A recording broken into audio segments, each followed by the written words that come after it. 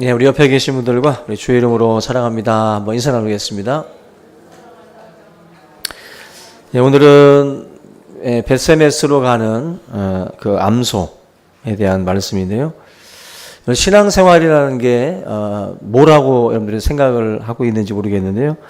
신앙생활이라는 것은 하나님의 말씀과 또 성경과 함께하는 삶을 신앙생활이라고 합니다. 이 사람은 신앙생활한데, 교회 다닌데, 이 말은 성경과 함께하는 삶을 상징을 하는 거예요. 그래서 말씀을 따라서 하는 그 삶이, 또 말씀을 품고 사는 그 삶이 바로 신앙생활의 본질입니다. 그래서 신앙생활을 한다고 하면서 말씀과는 전혀 다른 삶을 산다면 그건 신앙생활이 아닙니다.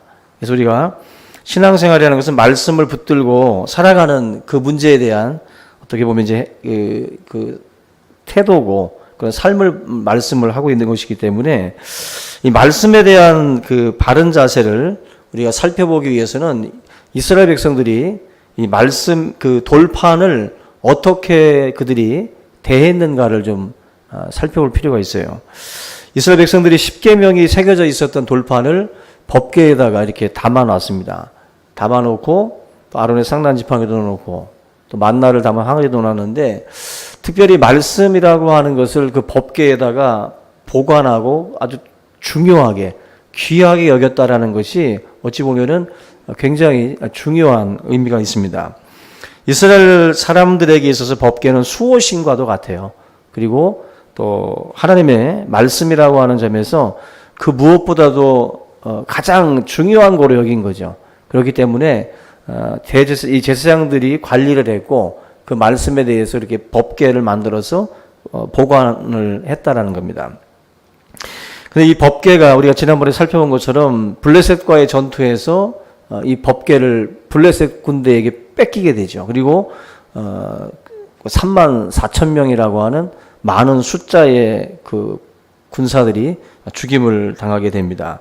엘리 제사장 시대에 그런 일들이 이제 다 벌어졌어요. 그래서 홈니와 비느하스도 죽었고 또 대제사장인 엘리도 죽었고 또 그의 며느리도 죽습니다. 비느하스의 아내도 죽게 되고 이런 식으로 그냥 완전히 한 가문이 이제 몰락을 하게 되는데 몰락한 원인도 말씀을 중요하게 여기지 않았기 때문에 이 엘리 가문이 하나님께 버림을 받습니다. 그리고 사무엘이라고 하는 사람을 하나님이 다시 사용을 하신다는 겁니다.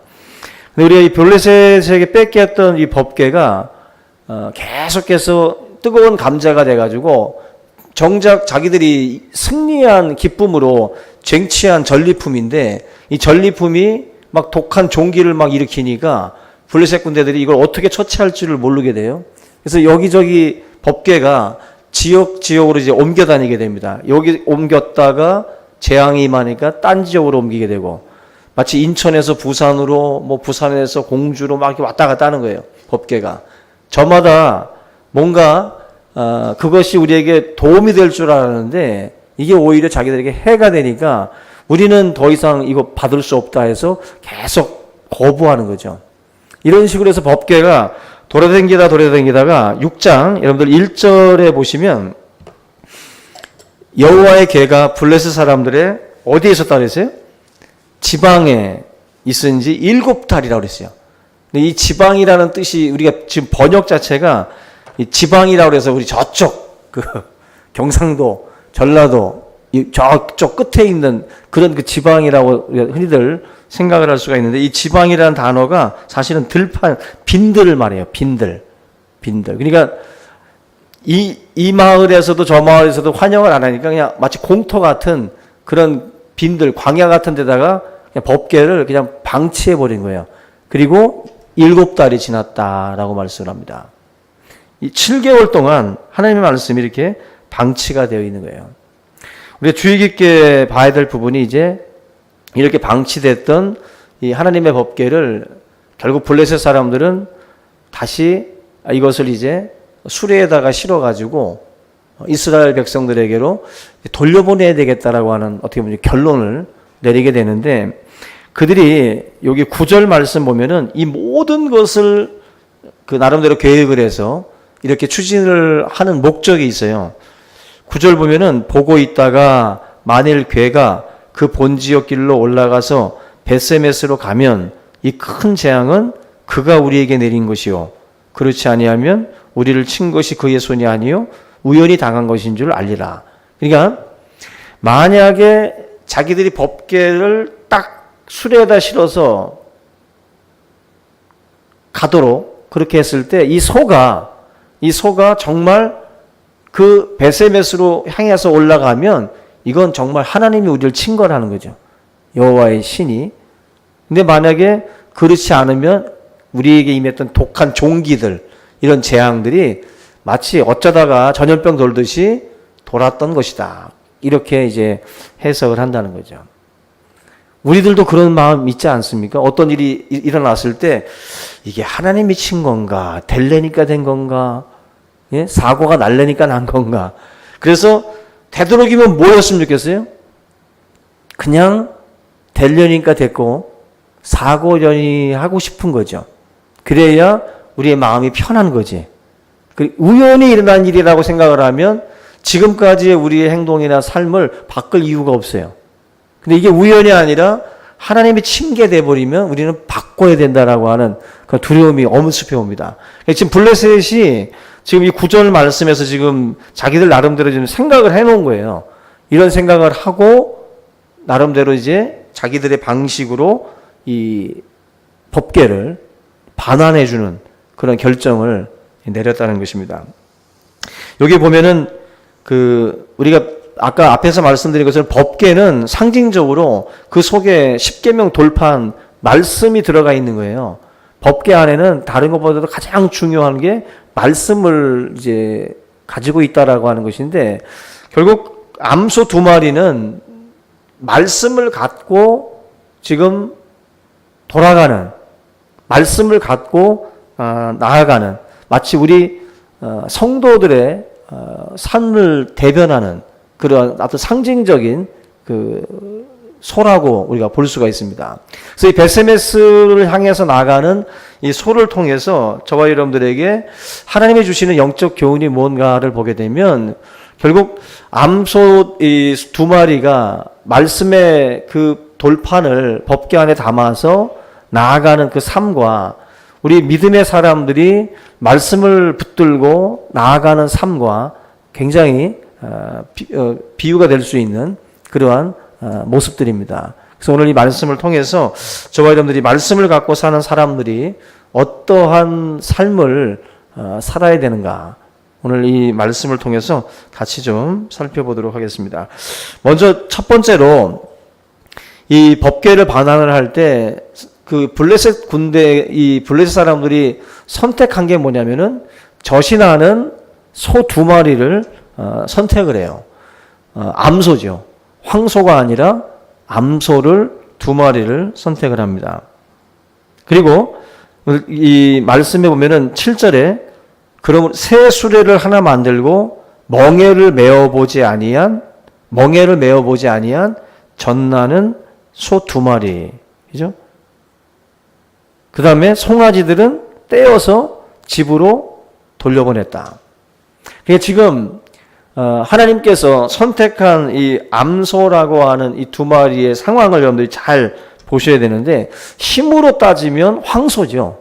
그죠? 기왕이면 황소를 선택을 하는 게 나을 것 같은데 무게도 있고 뭐 여러 가지 있으니까 또 자로나 오나 치우치지 않고 갈 수 있도록 황소를 선택을 할 필요가 있는데 지금 이 상황에서 보게 되면 황소를 배제했어요. 그 다음에 보통 우리가 성경에서 보면은 흠없고 점없는 그 어린 그러한 그 뭐 양이라든지 어린 소 이런 쪽으로다가 뭐 깨끗함을 의미하는 또 순결함을 의미하는 어린 송아지를 선택할 법도 한데 그걸 또 선택하지 않고 제외해 놨습니다.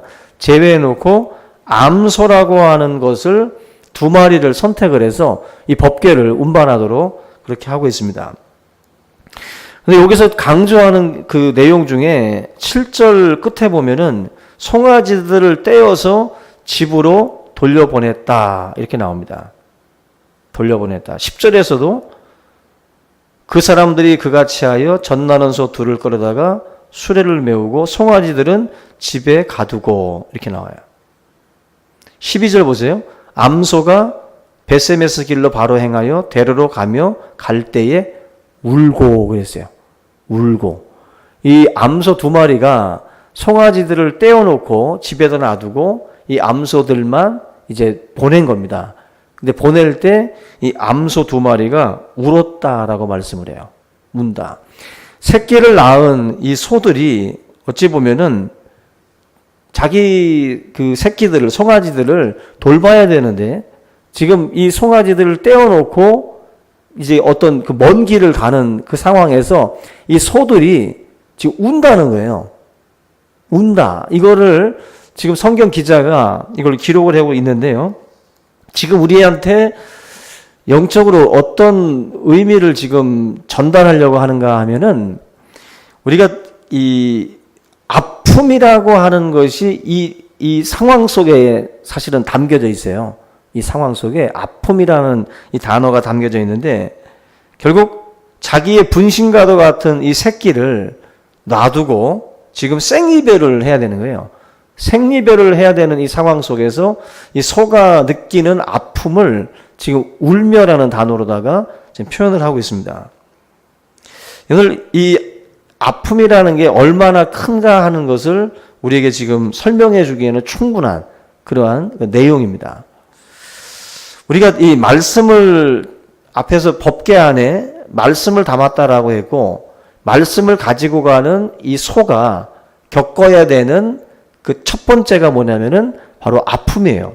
아픔이라고 하는 것을 이 소가 겪어야 합니다. 영적으로도 우리가 하나님의 말씀을 가지고 살아갈 때 말씀을 갖고 떠나는 사람들이 가장 먼저 우리가 겪어야 되는 게 뭐냐면은 바로 이 단어, 바로 아픔이라는 거예요. 아픔이라는 거.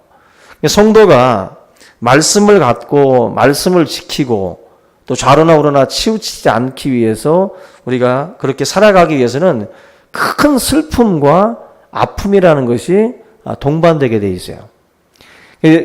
하나님께서는 이 베세메스를 향해서 나아가는 이 2마리의 소를 통해서 우리에게도 영적인 그런 교훈의 말씀을 주고 있습니다. 이 말씀을 붙들고 사는 삶은 힘들어요. 말씀을 붙들고 말씀대로 사는 것은 결코 그렇게 녹록하지가 않습니다. 특별히 직장 생활하는 분들 대부분 그런 말 하잖아요. 아, 목사님 말씀대로 살기 힘들어요. 목사님이야 뭐 교회에서만 있으니까 그렇죠. 제가 그럴 때마다 그냥 긴 막대기가 있으면 때리고 싶은데 말씀대로 살면 뭐가 와요. 말씀대로 살면 피해도 오고 뭐 제대로 못한다라는 식으로 말씀을 많이 합니다.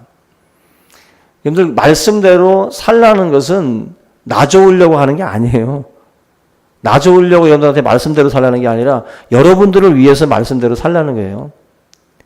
영적으로 보면 육적으로는 나한테 손해가 나고 피해가 입어도 정말 하나님이 살아계시다라고 생각하면 믿는다면 말씀대로 삶으로 해서 나에게 아픔이 와도 그건 지금 표면적인 거고 하나님이 살아계시다는 게 확실하면은요 그건 중요한 게 아니에요. 손해나는 건 중요한 게 아니라고.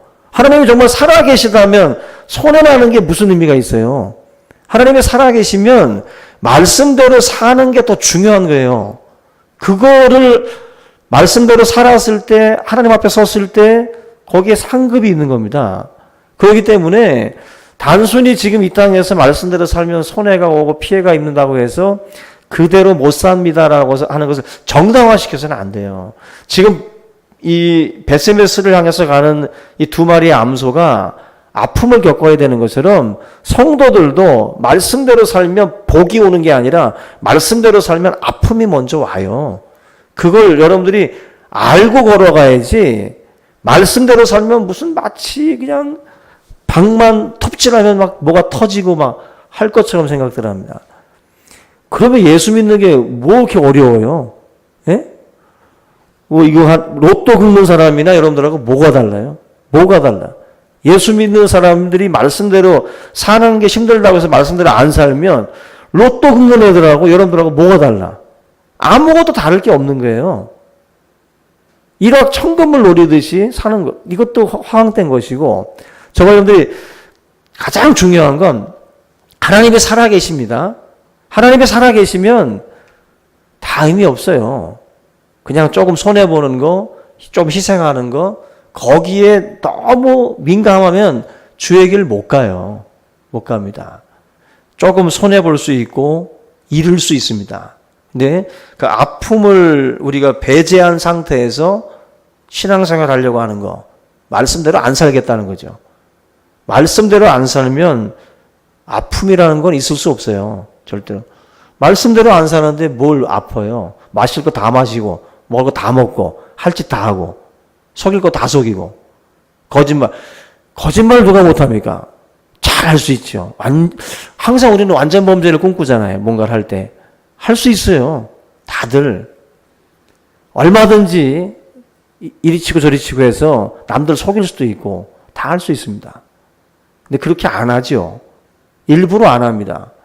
그래도 하나님이 살아계시니까 안 하는 거예요. 지금 이 베세메스로 가는 이 암소에게서 여러분들 싫든 좋든 말씀 가지고 살아가는 사람들은, 그리스도인들은 아픔을 겪을 수밖에 없다. 이거 꼭 여러분들이 명심하시기 바랍니다. 명심하셔야 돼요. 제가 직장 생활 한 10년 정도 했었으면 좋겠어.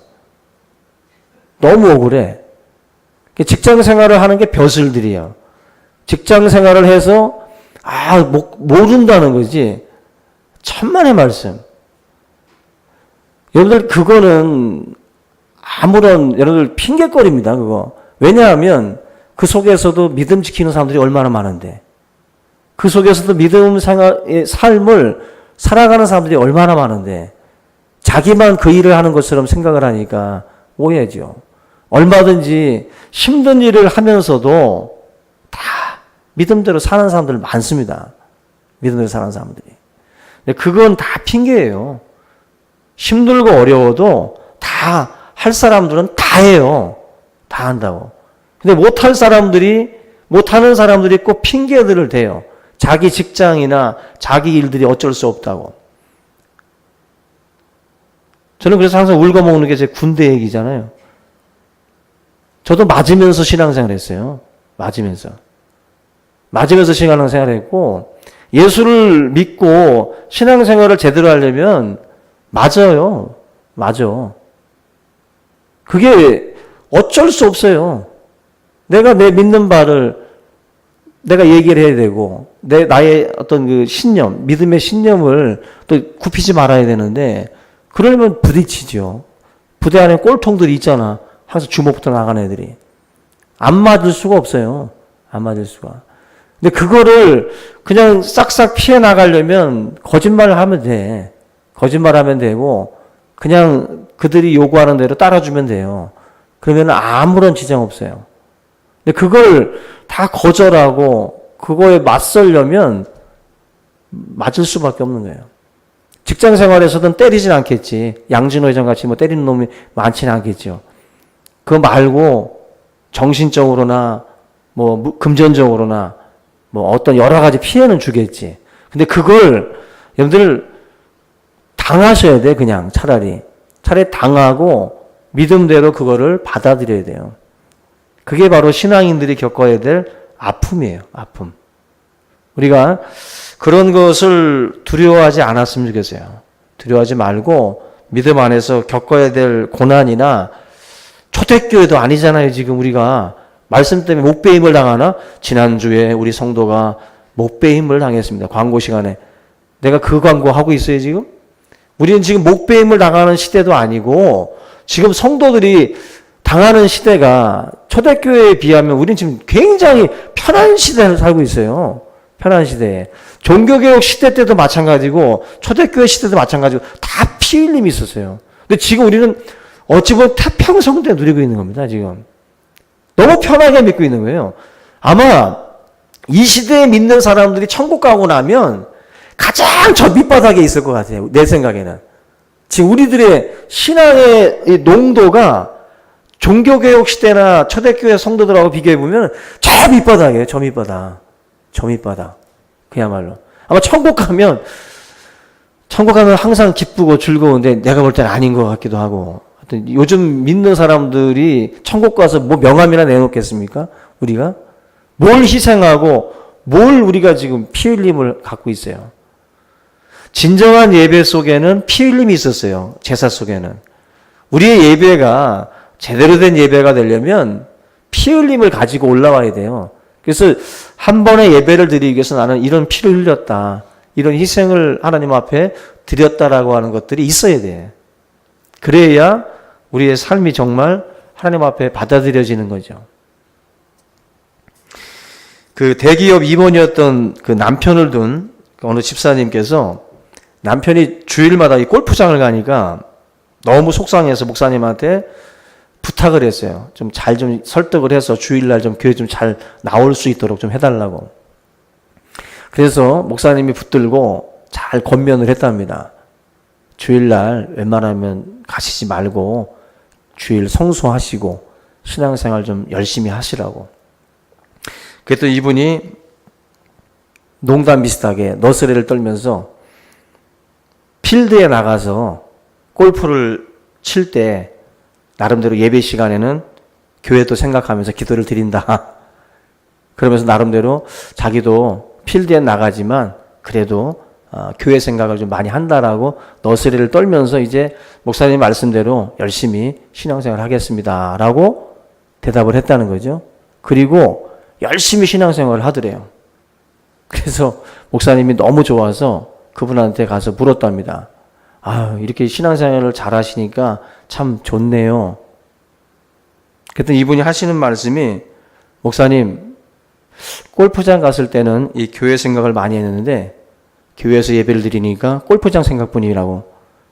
완전히 이게 바뀐 거죠. 여기서는 저걸 생각하고 여기서는 저걸 생각하고. 신앙생활이라는 게 여러분들 뭔가 하나를 우리가 희생하는 게 없이는 사실은 신앙이 제대로 안 서요. 그냥 내 신앙생활 속에 뭔가 아픔이라는 거 있죠. 그런 것들이 좀 있어야 돼요. 뭔가 이게 잘라내는 그런 것들이 사실은 있어야 돼요. 그것이 없으면 우리의 삶이 어떻게 보면은 그렇게 아름답게 성장해 나갈 수가 없습니다. 우리 모든 성도님들이 신앙생활하면서 아마 선택에 대한 그런 그 괴로움들, 갈등들이 있었을 텐데 골프장을 갈 것인가, 예배를 드릴 것인가, 뭐 이런 뭐 갈등이 있는 것처럼 우리야 뭐 골프장 가지고 고민은 안 하는데, 그죠? 뭔가 이게 자기 나름대로 가지고 있는 갈등들이 있잖아요. 이거를 포기할 것인가 말 것인가. 근데 갈등이 일어난다라고 하는 것은 좋은 징조입니다. 나름대로 신앙생활에서 그냥 항상 과감하게 가는 사람들 있잖아요. 아무런 생각도 없이. 그건 이미 큰 마음 가운데에 전혀 없는 거죠. 신앙이. 근데 믿음 안에 있다 보면 이제 갈등이라는 게 이제 빚어져요. 막 치열하게 싸웁니다. 이 두 가지가. 이 싸움을 여러분들이 잘 이겨내야 되는데 이겨낸다라는 것이 뭐예요? 아픔을 감내하는 거예요. 그래야만이 저와 여러분들의 신앙이 발전할 수가 있습니다. 오만 가지들 가지고 생각하고 뭐 11조 떼내는 것도 마찬가지죠. 주일날 하루 딱 떼내서 하나님 앞에 드리는 것도 마찬가지죠. 모든 것이 다 아픔이에요. 내가 어떻게 할 것인가, 처신할 것인가. 우리 여러분들이 이 신앙생활 항상 고난과 아픔이라고 하는 이 단어를 여러분들이 놓치지 말고 이것이 없는 쪽으로만 항상 기울어지면 신앙생활은 제대로 될 수 없어요. 항상 염두에 두고 우리 여러분들이 매는 데까지 고난을 받으라는 이 말씀들을 꼭 기억을 하면서 우리 나아갈 수 있기를 주의 이름으로 부탁을 드립니다. 두 번째는 이 암소들의 최후를 보시면 어떻게 이 암소들이 마지막을 맞이하냐면은 도착을 했어요. 여호수아의 밭에 도착해서 이제 멈춰 서는데 멈춰 선 이 소들을 어떻게 합니까? 번제와 그죠? 다른 제사로 수레는 장작으로 쓰고 소는 번제물로 드리게 됩니다. 말씀 따라 걸어간 두 마리의 암소의 최후는 바로 죽음이에요. 영광이 아니라 죽음입니다. 우리가 영광이라는 단어를 이 땅에서의 영광으로 생각을 하면 상처뿐입니다. 우리가 말하는 영광은 하나님 앞에 섰을 때의 영광이에요. 우리가 노크로스 노크라운이라는 이 단어도 우리가 십자가 없이 영광 없다는 것도 이게 사실은 하나님 보좌 앞에 갔을 때의 그 크라운, 영광의 면류관들을 말하는 것이지, 이 땅에서 우리가 말씀대로 잘 살면 우리한테 무슨 상급이 떨어지고 좋은 것들이 막 쏟아지는 그런 식으로 생각을 해버리면 안 된다는 거예요. 하나님의 특별한 섭리 속에서 우리의 삶 가운데에 주어지는 복이라는 건 있습니다. 그러나 믿는 자의 삶 가운데에 그것을 언제나 기정사실화시키면 안 돼요. 사명의 길이라는 것이, 복이라고 하는 것은 가는 길 속에 하나님이 주실 수 있는 보너스일 수 있지만 그게 기정사실화시키면 안 돼요. 절대로. 하나님의 길을 가는 사람들이 복이 아니면은 안 된다는 식으로다가 접근한다면 그 어떻게 사명의 길을 걸어갑니까? 사명의 길을 걸어가는 사람이 뭐예요? 언제나 많은 희생이 따라오는 길 아니겠어요? 먼저 길을 닦고 문을 여는 자들은 언제나 희생이라는 게 있어요. 근데 복만 생각하고 걸어가게 되면 그 길을 누가 갑니까? 뻔하잖아요. 처음 숲을 헤쳐가는 사람이 무슨 복을 받습니까? 그 사람은 분명히 많은 온몸에 막 상처가 있겠죠. 만약에 그걸 생각하지 않고 예수 믿고 복 받는 것만 생각을 하면 누가 처음에 그 꽉 막힌 그 길을 뚫는 그 사역을 누가 하겠어요? 아무도 그 길 안 갑니다. 아무도. 결국 사명자의 길을 걸어가려면 오늘 이 베세메스로 가는 두 마리의 이 암소의 그 어떤 그 길과 그리고 그들의 마지막의 모습을 여러분들이 꼭 기억하셔야 돼요. 마지막 이 두 마리의 암소가 번제와 다른 제사로 희생당하는 이 모습이 사실은 우리가 예수님이 말씀했던 것처럼 하늘의 미랄로 땅에 떨어져서 죽는 그걸 말하는 거예요. 그래야만이 많은 열매가 맺어진다. 우리가 죽지 않으려고 하고 내가 언제나 살아있으면 열매는 없어요. 우리가 이 땅에서 영광 받기보다는 이 땅에서 하늘의 미랄로 썩어야 돼요. 썩고 그 다음에 영광은 하나님 앞에 갔을 때 받는 겁니다. 그게 우리에게 분명하게 서 있어야 돼요. 분명하게. 우리가 이 베세메스로 가는 이 두 마리의 암소는 말씀을 붙들고 살아가는 인생들이 어떻게 보면은 겪어야 될 아픔과 또 우리가 맞이할 어떤 그러한 그 고난들, 그리고 이후에 하나님께 주실 영광에 대한 그런 비전들을 우리에게 말씀을 하고 있다라고 생각이 됩니다. 우리나라에 왔었던 그 토마스 선교사 이분 같은 경우도 원래 중국 선교를 계획하고 준비했던 그런 그 사람입니다. 근데 이 사람이 중국에 갔다가 또 한국에 잠깐 들어와서 카톨릭 성도들의 모습을 보고 또 우리 한국에서 성경을 이제 배포하다가 다시 중국으로 넘어갔다가 다시 한국으로 와서 이제 복음을 전하려고 이제 들어오는 중에 백길을 잘못 들어가지고 대동강 쪽으로 이제 배가 흘러가면서 거기에 배가 이제 정박을 했는데 물이 빠진 상태에서 배가 오도 가도 못하는 그 상태에서 우리나라 이제 관군들이 쳐서 결국 죽임을 당해요. 토마스 선교사 같은 경우도 참수용을 당했습니다. 목배임을 당했는데 복음을 제대로 전하기도 전에 죽은 거예요. 사실은 제대로 전하기도 전에. 근데 이 사람한테 이 사람을 처형을 했었던 그 사람들, 그리고 수많은 선교사들을 죽였던 그 사람들, 이 사람들에 대한 이야기들이 참 많이 있습니다. 그분들이 하나같이 다 교회를 개척하고 또 교회를 세우고 또 하나님의 일꾼이 된 것을 우리가 볼 수가 있어요. 간단하게 얘기를 드리면 성경을 토마스한테 받았던 사람 중에 홍신길이라는 사람이 강서교회를 세우게 되고, 최치량이라는 사람이 있는데요. 이 사람은 평양교회를 개척을 하게 됩니다. 성경을 이제 받았을 때 그 성경책을 뜯어가지고 벽지로다가 이제 발랐는데, 이분이 나중에 이제 신실한 신자가 돼가지고 널다리 교회라고 하는 교회를 이분이 또 이제 세우게 됩니다. 또 토마스 선교사 목 잘랐던 박충권이라는 이 사람도 평양교회 장로가 돼요. 참 있을 수 없는 일들이 사실은 일어나는 거죠. 신앙생활이라는 것이 사실 어찌 보면은 이런 아픔들이 있는 거예요. 그 24세의 청년들, 27세의 죽임을 받은 이 토마스라는 이 선교사, 그 젊디 젊은 나이에 이 참 어떻게 보면 그 당시에 미개해 보이는 이 조선 땅에 와서 그렇게 정말 최고의 엘리트들이 죽임을 당합니다. 하나님의 영광을 바라보지 못하면 처음 그 길을 어떻게 뚫어요?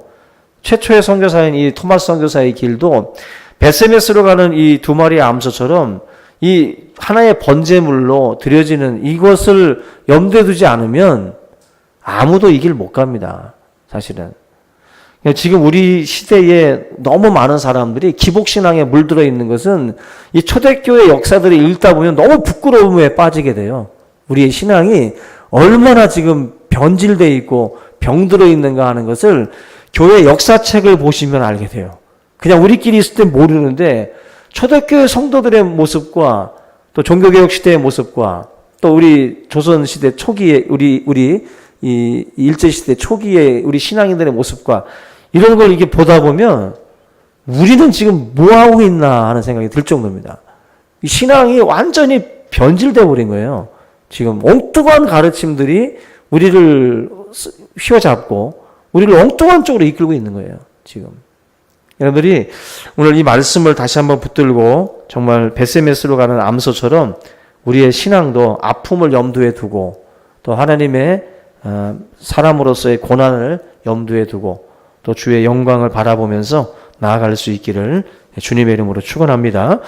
우리 시간 오늘 말씀을 함께 붙들고 2018년은 이렇게 지나갑니다. 이제 2019년도 또 새롭게 하나님이 우리에게 사역을 주실 때 아픔이라고 하는 것이 우리에게 있겠지만 잘 감당할 수 있는 힘과 능력 달라고 기도하시고 한 알의 밀알로 썩겠습니다라는 마음가짐으로 또 한 해를 또 준비할 수 있기를 주의 이름으로 부탁을 드립니다. 우리 한번 주여 한번 외치고 간절한 마음으로 기도하겠습니다. 주여! 하나님 아버지 감사합니다. 오늘 이 밤에 주의 말씀을 따라서 우리의 가는 길 속에도 아픔이 있고 어려움이 있음을 또 우리가 하나님 아버지 깨닫게 하여 주시고 신앙의 이 길들이 참으로 아버지 하나님 어렵고 큰 슬픔과 아픔이 기다리고 있음을 또 우리로 깨닫게 하여 주시옵소서. 하나님 아버지 참으로 저희들의 사역 속에 이 모든 사명을 감당하는 이 길 속에 많은 아픔들이 있습니다. 이 모든 것들을 감당할 수 있도록 인도하여 주시옵소서. 위로하여 주시고 우리의 모든 마음들이 주의 말씀 안에서 또 아버지 강하고 담대해질 수 있도록 인도하여 주시옵소서. 번제물로 또 다른 제사의 제물로 또 아버지 하나님의 희생당했던 두 마리 암소와 같이 우리도 하나님의 영광을 위해서 기꺼이 이 아픔을 감당하며 이 고난의 이 길들을 또한 아버지 하나님 우리가 또한 걸어가기를 원합니다. 살아계신 하나님 아버지 모든 하나님의 백성들이 믿음 안에서 승리할 수 있도록 인도해 주시옵소서. 믿음으로 살게 하시고 은혜와 성령으로 살아갈 수 있도록 함께하여 주시옵소서. 네 아버지 하나님 오늘 이 귀한 시간을 통해서 우리의 모습들을 다시 한번 돌아보게 하옵소서. 부끄러운 모습으로 하나님 아버지 신앙을 또한 아버지 하나 생각하고 이 모든 교회 생활을 하고 있었던 우리들의 아버지 무지함과 우리의 연약함과 우리의 아버지 하나님께서 행동들을 돌아보시고 진정 주님의 영광을 위하여 아버지 하나님 우리의 모든 마음들을 다시 한번 아버지 하나님 돌아볼 수 있도록 인도해 주시옵소서. 성령 안에서 역사할 수 있도록 주와 함께하여 주시옵시기를 간절히 바라고 원합니다. 살아계신 아버지 하나님 하나님의 영광이 우리들의 아버지 하나님의 거룩한 삶을 통해서 드러나게 하시며 우리 자신의 영광을 추구하기보다 하나님의 영광을 위해서 기꺼이 우리의 삶을 드릴 수 있는 믿음의 거룩한 종들 다 될 수 있도록 하나님 아버지 인도하여 주시옵소서. 주여 이 재단을 불쌍히 여겨 주시옵소서. 아버지 하나님께서 한 해 동안 하나님께서 허락하여 주신 그 많은 은혜와 축복들을 생각하며 또한 감사하며 또한 우리가 또한 아버지 하나님을 살아갈 수 있도록 인도하여 주시옵소서. 믿음 속에 하나님의 뜻을 발견할 수 있게 도와주시고 하나님의 또한 뜻, 아버지 선한 뜻을 받들어 또 우리가 또한 섬기며 나아갈 수 있도록 주님이 역사하여 주시옵시기만을 간절히 바라옵고 합니다. 오늘 이 밤에 아버지 하나님의 능력이 우리 가운데 임하게 하여 주시고 각자의 심령 속에 하나님의 뜨거운 마음들을 허락하여 주시옵소서. 성령의 역사가 우리의 생애 속에 일어날 수 있도록 하나님 인도하여 주시옵소서. 감사하고 예수님의 이름으로 기도하옵나이다. 하나님 아버지 감사합니다. 베세메스를 향해 걸어가던 두 마리의 암소처럼 우리의 삶에 또 많은 아픔들이 기다리고 있음을 또 우리가 알게 하시고 이 모든 일들이 또 우리 앞에 놓여질 때에 우리가 또한 아버지의 믿음 안에서 담담하게 이 모든 일들을 감당해 나갈 수 있도록 인도하여 주시옵소서. 주의 그 사명의 길을 걸어갈 때에 겪어야 할 많은 고난과 또 많은 아픔들을 또 우리가 아버지를 기꺼이 감당할 수 있기를 원합니다. 주님 오늘 이 밤에 우리에게 성령의 은혜를 더하게 주셔서 감당할 수 있는 은혜와 능력을 허락하여 주시옵소서. 살아계신 아버지 하나님 2018년도 한 해가 또 저물어 갑니다. 한 해 동안 하나님께서 우리 가운데 함께 하신 일들을 바라보며 감사할 수 있게 하시고 또 우리들의 사역의 그 모습들을 돌아보며 또 주님 앞에 회개할 수 있는 그런 귀한 시간 되도록 인도하여 주시옵소서. 하나님 아버지 우리를 또한 충성되이 여기셔서 귀한 직분을 또 허락하여 주시고 또 지금까지 달려올 수 있도록 인도하여 주신 아버지 하나님 우리 모두에게 하나님의 성령과 능력을 물붓듯이 부어주셔서 하나님 우리의 모든 사역에 많은 풍성한 열매들이 맺어질 수 있도록 함께하여 주시옵소서. 이 밤에 더욱더 우리가 다시 한번 성령 안에 새로워지기를 원합니다. 하나님 아버지 참된 영광을 바라보며 우리가 이 땅에서 받는 고난과 그 아픔들을 또 잘 감내할 수 있도록 인도해 주시옵소서. 하늘의 미랄로 땅에 떨어져 썩지 아니하면 하늘 그대로 있다고 말씀했사오니 주여 우리가 기꺼이 하늘의 미랄이 되어서 많은 열매들을 맺을 수 있도록 인도해 주시옵소서. 오늘 밤 우리를 새롭게 하시고 성령으로 충만케 하여 주시기를 간절히 바라옵고 나오며 예수님의 이름으로 기도하옵나이다. 아멘.